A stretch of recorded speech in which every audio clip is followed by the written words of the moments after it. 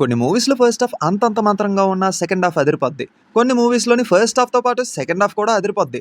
కానీ కొన్ని movies చూసామనుకోండి, first half అద్దిరిపోయింది అని అనుకునే లోపు సెకండ్ హాఫ్ ఏంట్రా ఇది ఎలా ఉంది అని అనేలా ఫీలింగ్ క్రియేట్ చేస్తుంది. విషయం ఏంటంటే first half week, second half week అనే కాంటెంట్ మీద మనం ఆల్రెడీ ఒక వీడియో చేసాము. ఆ వీడియో లింక్ డిస్క్రిప్షన్‌లోని ఎండ్ కార్డ్స్‌లో ఇస్తాము. ఈ వీడియో అయిపోయిన తర్వాత చూసేయండి. అయితే ఇప్పుడు ఆ లిస్ట్‌ని ఇంక్రీజ్ చేస్తూ ఈ వీడియోలోని ఇంకొన్ని మూవీస్ గురించి మాట్లాడుకోబోతున్నాం అన్నమాట. ఇప్పుడు మీకు మ్యాటర్ ఏంటో అర్థమైపోయింది కాబట్టి లాగొద్దు, వైసోలేట్ మామ, ఇంకా మొదలు పెట్టేద్దామా? హాయ్, హలో, నమస్తే and welcome to news 3 people. Number 5 Krishnarjuna యుద్ధం. వరసు పెట్టి హిట్ స్ట్రీక్ లో ఉన్న నాని అన్నకి సడన్ గా బ్రేక్ వేసినటువంటి మూవీనే ఈ కృష్ణార్జున యుద్ధం. ఈ మూవీ యొక్క ఫస్ట్ హాఫ్ లోని కృష్ణ అలాగే అర్జున్ యొక్క లవ్ స్టోరీస్ ఉంటాయి అన్నమాట. కృష్ణ లవ్ స్టోరీకి జనాలు విపరీతంగా కనెక్ట్ అయితే, అర్జున్ లవ్ స్టోరీ మాత్రం ఓకే ఏదో అలా సాగిపోతుంది అన్నట్టుగానే ఉన్నారు.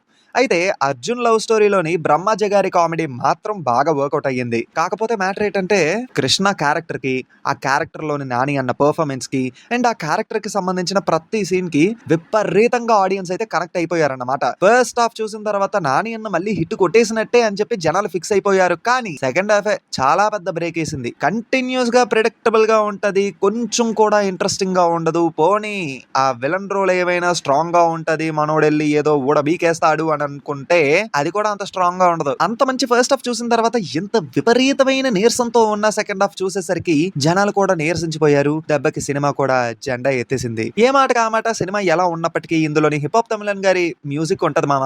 సాంగ్స్ ఎప్పటికీ తెగ వింటూ ఉంటాము. Number 4 Veera Simha Reddy. Movie first half లో చిన్న బాలయ్య ఇంట్రడక్షన్, ఆ లవ్ స్టోరీ అంతా పక్కన పెట్టేస్తే పెద్ద బాలయ్య ఇంట్రడక్షన్ అయినప్పటి నుంచి ఒక మంచి ఫ్లో లో ఉంటది అన్నమాట.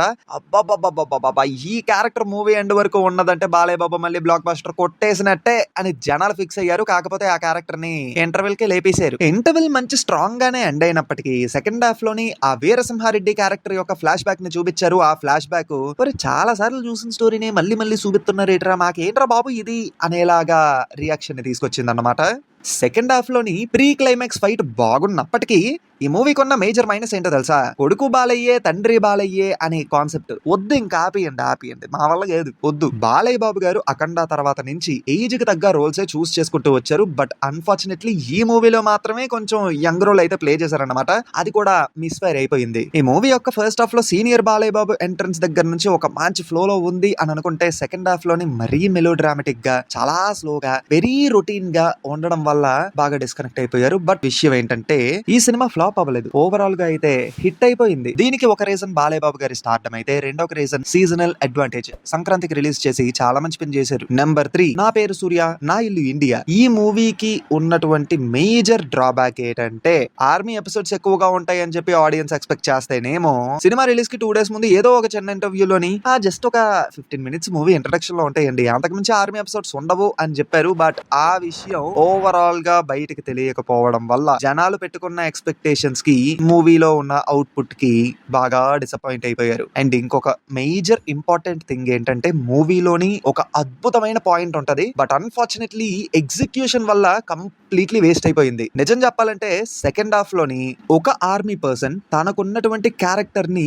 మార్చుకునే ప్రయత్నం ఉంటది చూడండి. ఎస్పెషల్లీ అక్కడ అల్లు అర్జున్ గారి పర్ఫార్మెన్స్ కూడా అదిరిపోతుంది. బట్ ప్రాబ్లం ఏంటంటే it's completely and executional failure. And climax కూడా చాలా వీక్ గా ఉంటది. మూవీలో విలన్ ని కూడా ఓకే విలన్ ని పెట్టాలి అన్నట్టుగా మాత్రమే పెట్టారు కానీ కథకి అవసరం అందుకే పెట్టాం అన్నట్టుగా ఏ మూలన అనిపించలేదు. ఫస్ట్ హాఫ్ వరకు ఈ సినిమా చాలా బాగుంటది. సెకండ్ హాఫ్ లో కూడా పాయింట్ బాగున్నప్పటికీ ఎగ్జిక్యూషన్ పరంగా వీక్ అయిపోయింది. అండ్ క్లైమాక్స్ అయితే కంప్లీట్లీ డిసప్పాయింటింగ్. దాని వల్లే ఈ సినిమా ఫెయిల్ అయ్యింది. బట్ చెప్తున్నాను, ఇప్పటికీ ఐడియా పరంగా మాత్రం ఈ సినిమా చాలా మంచి పాయింట్ తో వచ్చింది. అండ్ అల్లు అర్జున్ గారి పర్ఫార్మెన్స్ కూడా పీక్ లెవెల్ లో ఉంటుంది. నెంబర్ 2 సర్కారు వారి పాట. ఈ మూవీ యొక్క ఫస్ట్ హాఫ్ ఉంటది మామ.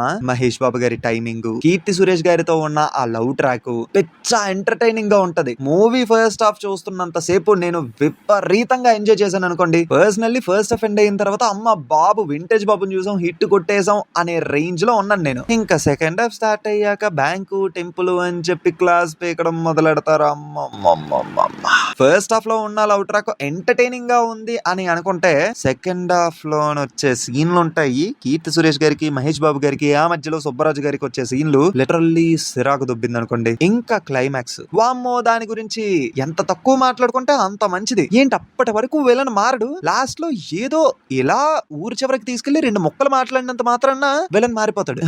ఇంకొద్దులే ఈ సినిమా గురించి మాట్లాడలేం. కానీ ఒకటైతే నిజం, ఫస్ట్ హాఫ్ లోని మహేష్ బాబు గారి టైమింగ్, కీర్తి సురేష్ గారితో ఉండే ఆ లవ్ ట్రాక్, అవన్నీ మాత్రం అదిరిపోతాయి. చాలా ఎంటర్టైనింగ్ గా ఉంటది అనుకోండి. అండ్ ఈ మూవీకి ఉన్న మేజర్ మైనస్ ఇంకోటి ఏటో చెప్పమంటారా, గ్రీన్ స్క్రీన్. ఇంత దారుణమైన గ్రీన్ స్క్రీన్ యూజెస్ అప్పటి వరకు నేను ఇంకే సినిమాలో చూడలేదు అనుకుంటా. సరే, ఆ సినిమా గురించి పక్కన పెట్టేద్దాం. ఇప్పుడు నెంబర్ 1 వచ్చేసరికి దేవరా. ఫస్ట్ హాఫ్ చూసిన తర్వాత కొరటాల శివ గారు ఆచార్య దగ్గర డిసప్పాయింట్ చేసిన, దేవరా మూవీ ఫస్ట్ హాఫ్ విషయంలో మాత్రం ఇరగొట్టేశారు. ఇంకా సెకండ్ హాఫ్ కూడా ఇదే లెవెల్లో ఉంటే బ్లాక్ బస్టరే అని అనుకుంటే సెకండ్ హాఫ్ లో గాలి తీస్తారు. ఫస్ట్ హాఫ్ లో దేవరా క్యారెక్టర్ ప్రెజెంటేషన్ కానీ, ఆయుధ పూజ సీక్వెన్స్, ఆ సాంగ్, దేవర తాండవం, ఇంటర్వెల్ బ్లాక్, ప్రతిదీ ఆడియన్స్ కి కనెక్ట్ అయ్యేలాగే ఉంటది. కానీ సెకండ్ హాఫ్ కి వచ్చేసరికి వరా కథ మొదలవుద్ది.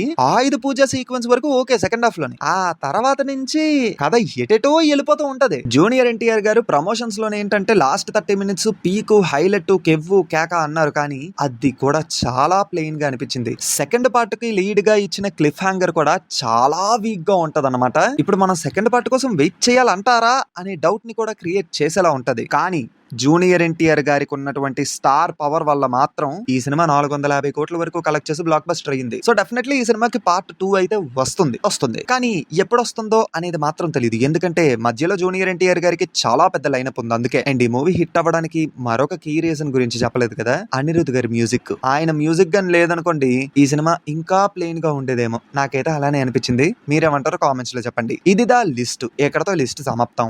మీకు ఇలానే అనిపించిన సినిమాలు ఏమైనా ఉన్నాయంటే కింద కామెంట్స్ లో చెప్పండి, మేము కూడా చూస్తాము. అండ్ ఈ లిస్ట్ మీద మీకున్నటువంటి ఒపీనియన్, ఈ లిస్ట్ లో ఉన్న మూవీస్ చూసిన తర్వాత మీకున్న ఒపీనియన్ కామెంట్స్ లో చెప్పండి. ఎంతవరకు వీడియో చూసారంటే ఎంతో కొంత నచ్చే ఉంటది. సో డెఫినెట్లీ లైక్ చేసి మీ ఫ్రెండ్స్ అండ్ ఫ్యామిలీ మెంబర్స్ కి షేర్ చేసి మా ఛానల్ ని సబ్స్క్రైబ్ చేసుకుంటారని కోరుకుంటున్నాము. మళ్ళీ కొత్త వీడియోతో మీ ముందుకు వచ్చేస్తాం. Until then take care and bye by.